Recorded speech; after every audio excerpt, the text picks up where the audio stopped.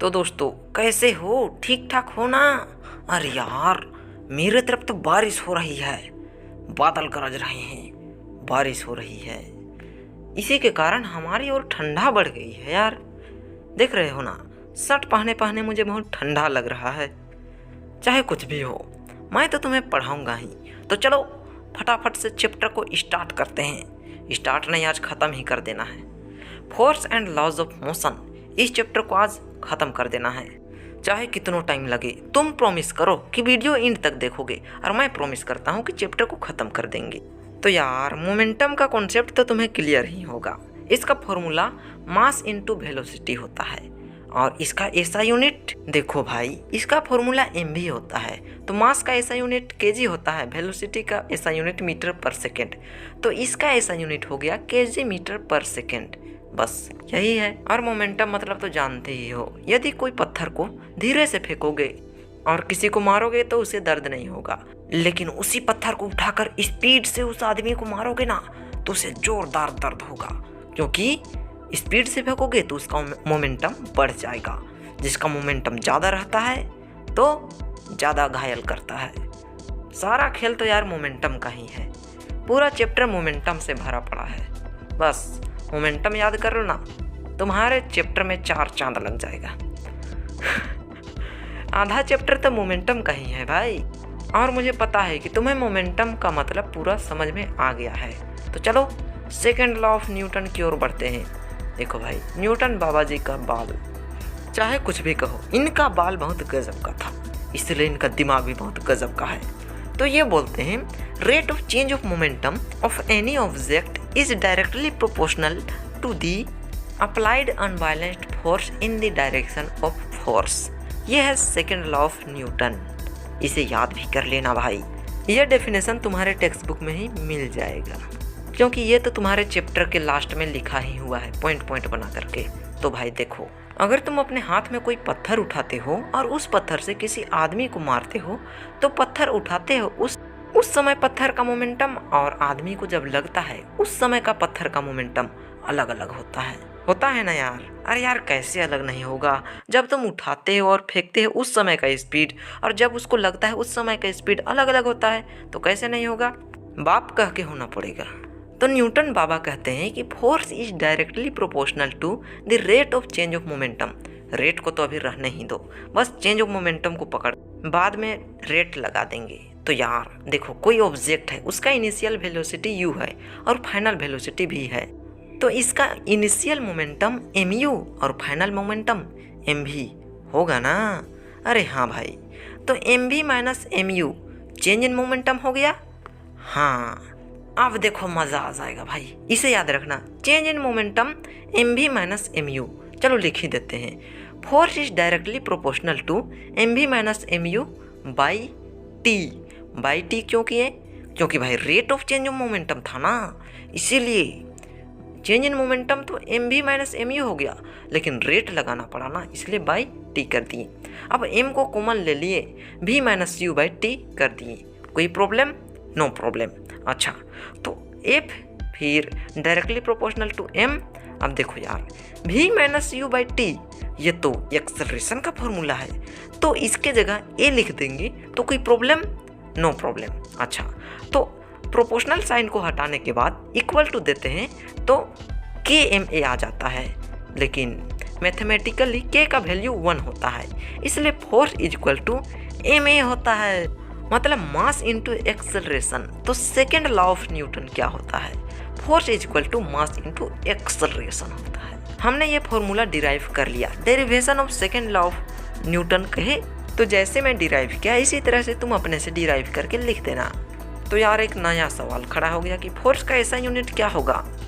Simple में तो Newton कहते हैं, ये कैसे आया मैं बता देता हूँ। देखो यार, फोर्स इक्वल टू ma होता है और मास का ऐसा यूनिट kg और एक्सेलरेशन का ऐसा यूनिट मीटर पर सेकेंड स्क्वायर होता है। तो इसको शॉर्टकट में न्यूटन कहते हैं। इन दी ऑनर ऑफ इसाक न्यूटन बाबा जी। भाई न्यूटन का पूरा नाम इसाक न्यूटन था। अरे भाई, न्यूटन बाबा जी एक महान आदमी थे और इनके नाम से एक डेफिनेशन याद आ रहा है। ये तुम्हारे एग्जाम के लिए बेहद ज़रूरी है भाई, अभी की अभी लिख लो। 1 न्यूटन का डेफिनेशन यदि पूछे तो ये डेफिनेशन को लिख देना। When an acceleration of 1 meter per second seen in a body of 1 kg of mass 1 kg, then the force applied is said to be 1 Newton. यही लिखना भाई, है ना, तब तुम्हें नंबर आएगा। और ये क्वेश्चन पूछता भी है भाई, बहुत पूछता है। डिफाइन 1 न्यूटन ऐसा पूछ देगा, फटाफट से ही सबको लिख लेना। तुम मेरे यार हो, ऐसा क्वेश्चन कहाँ मिस करोगे भाई। तो यार न्यूटन बाबा का तो बाल ही बनाने में नहीं जानता, क्या करूं, जैसे तैसे बना देता हूं। देखो ये न्यूटन बाबा जी हैं, तो इनका तीसरा नियम अब पढ़ेंगे। तीसरा नियम, ये 3 नियम बताए थे। फर्स्ट एंड सेकेंड लॉ तो पढ़ ली, अब थर्ड लॉ ऑफ न्यूटन पढ़ना बाकी है। तो भाई थर्ड लॉ ऑफ न्यूटन तो एक बच्चा जानता है कि थर्ड लॉ किसे कहते हैं यार। For every action there is an equal and opposite reaction, यही है थर्ड लॉ ऑफ न्यूटन।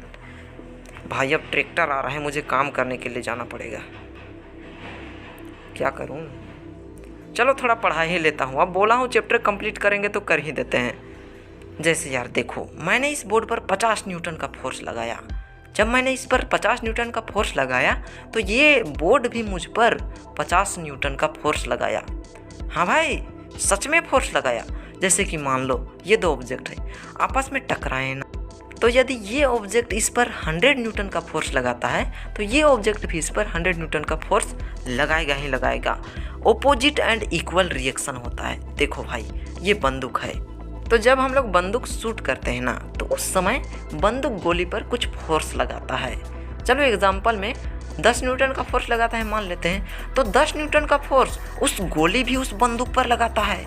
सच में भाई तुमने सही सुना। देखो इसके कारण बंदूक थोड़ा पीछे चला जाता है, ध्यान से देखना भाई। छोटा सा बंदूक है, छोटा सा गोली है, इसलिए दिखाई जल्दी नहीं देता है, लेकिन फोर्स लगाता है। मुझे एहसास हो रहा था अगर ये बंदूक बड़ा होता ना तो मेरा हाथ को हिला देता। यदि बंदूक को छोटा बच्चा पकड़ा रहता तो वो बच्चा तो पक्का पटका जाता, मतलब वो बंदूक उस बच्चा को पटक भी देता।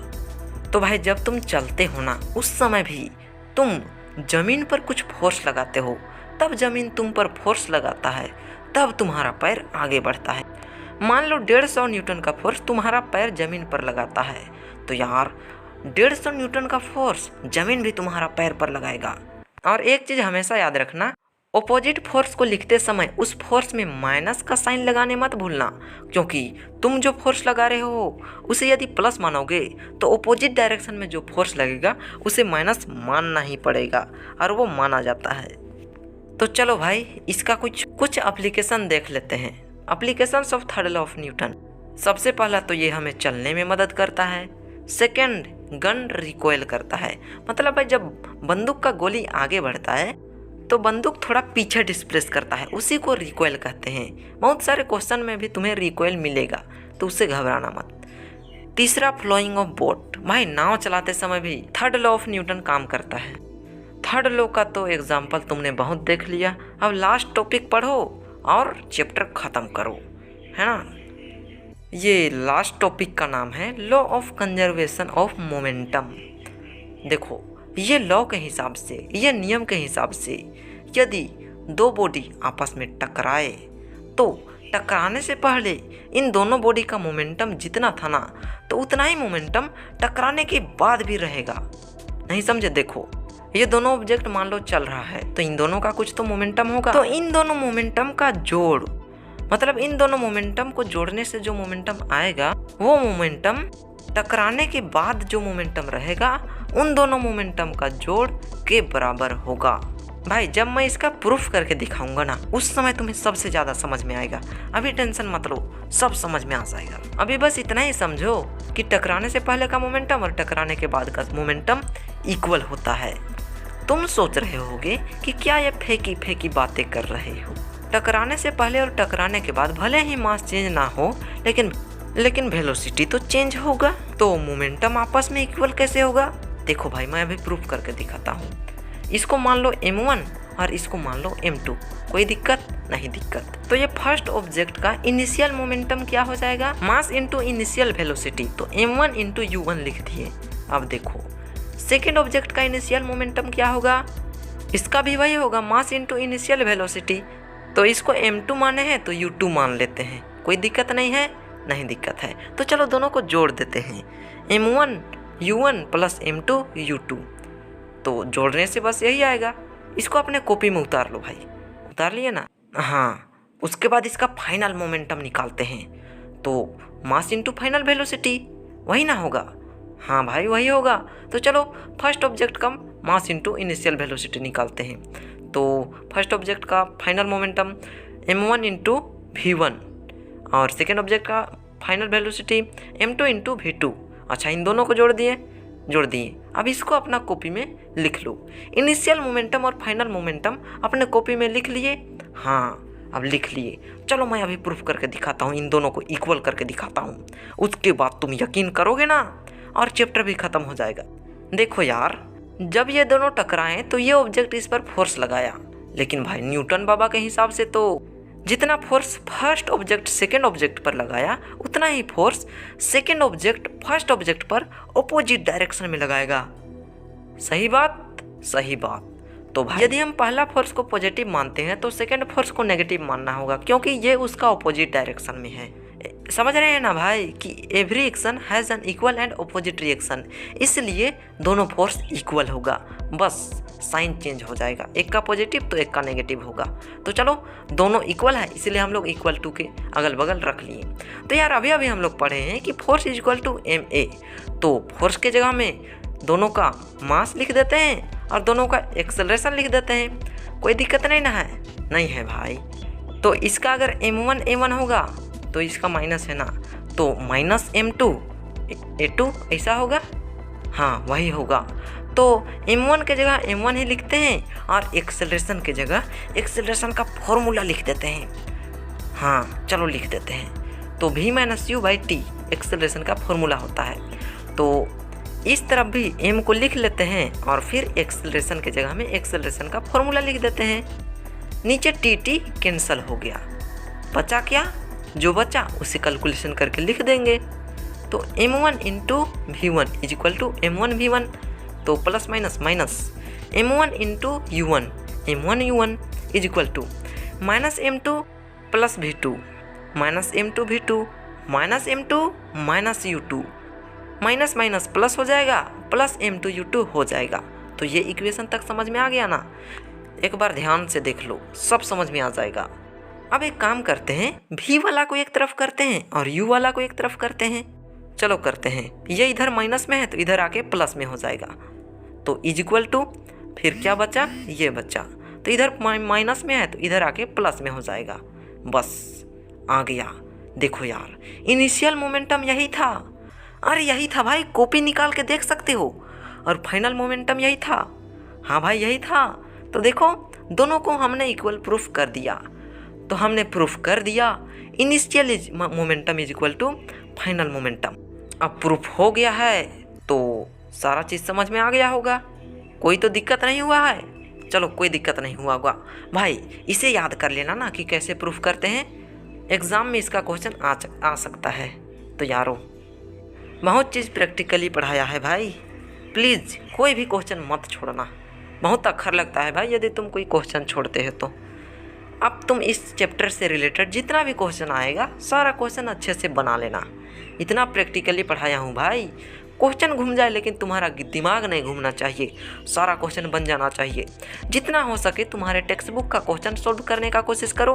और हाँ, ये फॉर्मूला को हमेशा याद रखना, m1 u1 plus m2 u2 m1 v1 plus m2 v2, ये दोनों आपस में इक्वल होते हैं। इसी फॉर्मूला से तुम्हारा बहुत सारा क्वेश्चन बन जाएगा भाई। जितना जगह 1 लिखा हुआ है ना वो पहला ऑब्जेक्ट है, और जितना जगह 2 लिखा हुआ है वो दूसरा ऑब्जेक्ट है। बस वैल्यू पुट करो, आंसर ले आओ। मैं तो सजेस्ट करूँगा बुक से जितना क्वेश्चन हो सके प्रैक्टिस करो, क्योंकि प्रैक्टिस ही एक चीज़ है भाई जिसके चलते तुम अपने एग्ज़ाम में अच्छा नंबर ला सकते हो। और हाँ, चैप्टर के एंड में कुछ पॉइंट्स दिया हुआ है, उस पॉइंट्स को याद कर देना। उसमें लॉ ऑफ मोशन भी दिया हुआ है, बहुत सारा चीज़ दिया हुआ है। तो चलो बेस्ट ऑफ लक, मिलते हैं एग्ज़ाम के बाद। चलो 10th क्लास में ही मिलेंगे भाई। चैनल को सब्सक्राइब करके बेल आइकन को दबा देना और एक कमेंट